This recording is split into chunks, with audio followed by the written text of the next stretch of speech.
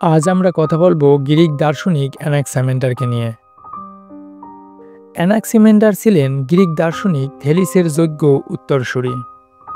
তিনি দার্শনিক থেলিসের প্রতিষ্ঠিত মাইলেসিয়ান স্কুলে দর্শন, জ্যামিতি, জ্যোতিষবিদ্যা প্রভৃতি নানা বিষয়ে জ্ঞান লাভ করেছিলেন এবং পরবর্তীকালে তিনি ওই স্কুলে থেলিসের পরবর্তী শিক্ষক হিসেবে নিযুক্ত হয়েছিলেন। এরা দুজনেই ছিলেন গাণিতিক ভূগোলের প্রতিষ্ঠাতা। দার্শনিক অ্যানাক্সিমেন্ডারের পিতার নাম প্র্যাক্সিয়াডেস।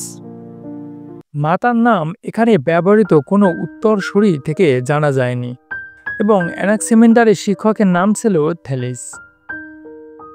অ্যানাক্সিমেন্ডার 610 খ্রিস্টপূর্বাব্দে গ্রিসের মিলিটাসে জন্মগ্রহণ করেন এবং 546 খ্রিস্টপূর্বাব্দে মিলিটাসে মারা যান। দার্শনিক অ্যানাক্সিমেন্ডার দর্শনশাস্ত্র সহ গণিত, জ্যামিতি, জ্যোতিষবিদ্যা, ভূগোল প্রভৃতি নানা বিষয়ে জ্ঞানী ছিলেন। অ্যানাক্সিমেন্ডারের পরবর্তীকালের প্রায় সকল দার্শনিকদের মতে তিনি ছিলেন মাইলেসিয়ান স্কুলের শিক্ষক। আবার অনেকের মতে তিনি ছিলেন রাজনীতিবিদ। মনে করা হয় তৎকালীন অ্যাপোলোনিয়া অঞ্চলে উপনিবেশ প্রতিষ্ঠাতা এবং পরবর্তীকালে সেখানকার অতিরিক্ত জন্মহার নিয়ন্ত্রণ করতে বিশেষ পরিকল্পনা গ্রহণ করেছিলেন। অ্যানাক্সিমেন্ডারের বিভিন্ন ছাত্রছাত্রীদের মধ্যে অন্যতম ছিলেন অ্যানাক্সিমেনেস এবং পিথাগোরাস। অ্যানাক্সিমেন্ডারের পরবর্তীকালের দার্শনিকদের বিবরণী থেকে জানা যায় তিনি ছিলেন প্রথম দার্শনিক যে কিনা নিজের দার্শনিক চিন্তাভাবনাগুলি নো ন্যাচারাল নামক গ্রন্থে কবিতার আকারে লিপিবদ্ধ করেছিলেন, তবে বইটির কোনো অস্তিত্ব পাওয়া যায়নি। দার্শনিক অ্যারিস্টটল তার ফিজিক্স বইয়ে অ্যানাক্সিমেন্ডারের লিখিত বইটির কিছু অংশের উল্লেখ করেছেন মাত্র। অনেকে মনে করেন লাইসিয়াম ও তাওরোমিয়া লাইব্রেরিতে অ্যানাক্সিমেন্ডারের লিখিত বইটি হয়তো রাখা ছিল। দার্শনিক থেলিসের মতে অ্যানাক্সিমেন্ডারের দার্শনিক দৃষ্টিভঙ্গি ছিল জড়বাদী এককবাদ এবং তার যুক্তি প্রদর্শনের পদ্ধতিকে দর্শনশাস্ত্রে বলা হতো বুদ্ধিগত জ্ঞান। অ্যানাক্সিমেন্ডার তার শিক্ষক থেলিসের মতো করে জলকে মহাবিশ্বের আদিমতম বস্তু হিসেবে মনে করেননি।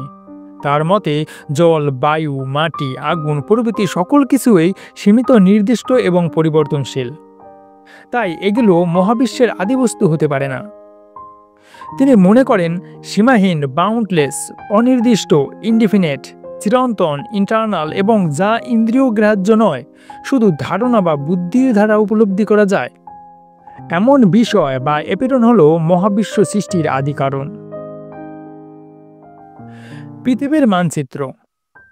তিনি সর্বপ্রথম কিছুটা স্কেল অনুসরণ করে তৎকালীন পৃথিবীর মানচিত্র অঙ্কন করেছিলেন।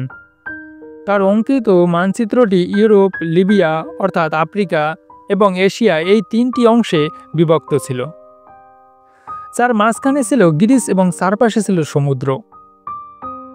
পরবর্তীকালে ওই মানচিত্রটি আর পাওয়া যায়নি বলে ঐতিহাসিক হেরাডোটাসের বর্ণনা অনুযায়ী দার্শনিক হেকাটিয়াসের অঙ্কিত মানচিত্রের উপর ভিত্তি করে অ্যানাক্সিমেন্ডারের অঙ্কিত মানচিত্রের কাল্পনিক রূপ নেওয়া হয়েছে। তার মতে পৃথিবীর আকৃতি গোল বা চাকতির মতো নয়, এটি দেখতে অনেকটা নল বা বেলুনের মতো। পৃথিবী কেন্দ্রিক মহাবিশ্বের প্রথম মানচিত্র অঙ্কন করেন অ্যানাক্সিমেন্ডার। তার মতে পৃথিবী মহাবিশ্বের কেন্দ্রে ভাসমান অবস্থায় আছে এবং একে ঘিরে ভিন্ন ভিন্ন দূরত্বে অন্যান্য তারকা, চাঁদ এবং সূর্য অবস্থান করছে। মহাবিশ্ব সৃষ্টি রহস্যের কারণ ব্যাখ্যা প্রসঙ্গে অ্যানাক্সিমেন্ডারই প্রথম কোনো ঐশ্বরিক কারণের কথা না বলে অন্য কোনো প্রাকৃতিক কারণের কথা বলেছিলেন। তাই অনেকের মতে তিনি ছিলেন মহাবিশ্ব বিদ্যার জনক। তিনি মনে করতেন সীমাহীন ক্ষেত্র বা এপিরনে উষ্ণতা ও শীতলতার পার্থক্যে পৃথিবী এবং একে ঘিরে সৃষ্টি হওয়া আগুনের বিভিন্ন রিংগুলোতে যথাক্রমে অন্যান্য তারকা, চাঁদ ও সূর্যের সৃষ্টি হয়েছে। তার মতে আদিতে বিশ্ব ছিল বাষ্পময়। এই বাষ্প ঘনীভূত হয়ে সমুদ্র এবং শুষ্ক হয়ে ভূমি এবং অবশিষ্ট অংশ বায়ুমণ্ডলে পরিণত হয়েছে। তার মতে বায়ুর সঙ্গে বায়ুর সংঘর্ষের ফলে বিদ্যুৎ ঝলকানি এবং মেঘের সাথে মেঘের সংঘর্ষের কারণে বজ্রপাতের সৃষ্টি হয় এছাড়াও তিনি মনে করতেন জল বাষ্পীভূত হয়ে ঊর্ধ্ব আকাশে ঘনীভূত হয়ে বৃষ্টির সৃষ্টি হয়। অ্যানাক্সিমেন্ডারের মতে ভয়ঙ্কর বায়ুপ্রবাহের কারণে ভূমিকম্পের সৃষ্টি হয়। এছাড়াও তিনি প্রথম ব্যাবিলনীয়দের আবিষ্কৃত তারাদের আপেক্ষিক অবস্থান ও সময় নির্ধারণ যন্ত্র নোমনকে মিলিটাসে নিয়ে এসেছিলেন। অ্যানাক্সিমেন্ডার ছিলেন প্রাচীন গ্রিসের একজন বিবর্তনবাদী। তার মতে জলেই সৃষ্টি হয়েছে পৃথিবীর প্রথম প্রাণ। সূর্যের তাপে জল ভাগ শুকিয়ে যাওয়ার সময় সেগুলো স্থলভাগে চলে আসে এবং ধীরে ধীরে তাদের শরীরে স্থলভাগে চলাচল করার জন্য উপযুক্ত অঙ্গ প্রত্যঙ্গের উৎপত্তি হয়েছে। তিনি মনে করতেন মাছ জাতীয় প্রাণী বিবর্তিত হয়ে মানুষের রূপ ধারণ করেছে। এই ছিল অ্যানাক্সিমেন্ডারের ধারণা। সে পর্যন্তই। এরকম আরও দার্শনিকদের ভিডিও পেতে আমাদের চ্যানেলকে সাবস্ক্রাইব করে আমাদের সাথেই থাকবেন। ধন্যবাদ সবাইকে।